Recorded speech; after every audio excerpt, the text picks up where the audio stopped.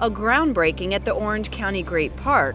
In this case, there's no building involved, rather restoring native habitats and species. It's a project decades in the making. Well, good morning, everybody, and welcome to this splendid oasis here in the Orange County Great Park, where we've gathered this morning for a very special unveiling of the park's newest feature, the long-awaited wildlife corridor. For 25 years, the Laguna Greenbelt, along with other environmental groups, have been working to help preserve and protect native animals and vegetation in this area. A part that goes through our property is around 2.5 miles. It's a 6-mile link. What was really great was they came with their rolled up plans, much like we do every day. They rolled their plans out on the table and they said, this is what we want to do. We need to get from point A to point B, and we have a few obstacles in the way.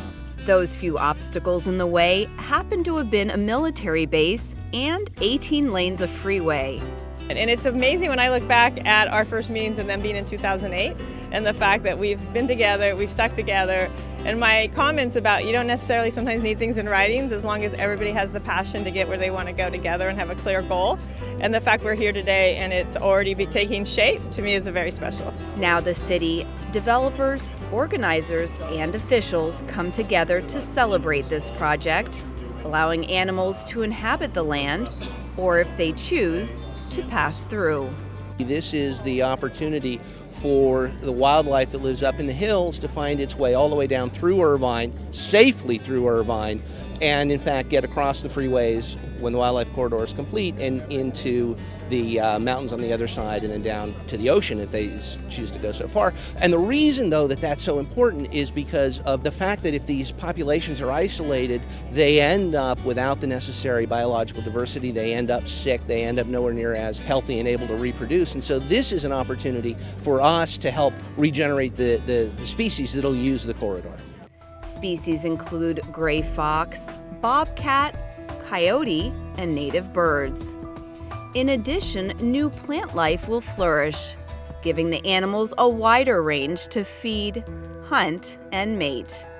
I think it's just been our history here in the city of Irvine that because we're surrounded by so much open space, it's always been a goal and a desire of us to protect that which has been here for so many years and to leave a legacy to our children, to our grandchildren. So it's just a blessing for me to be here today.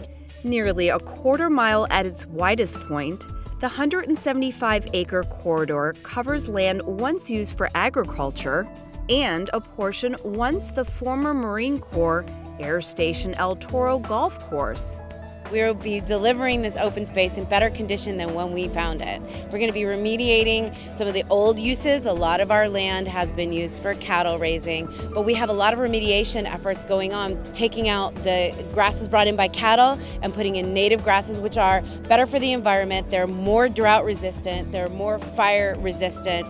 It is just spectacular, and it's like a present to the future. Developers estimate this project is slated for completion by the middle of 2019. For Irvine Scene, I'm Jacqueline Twag.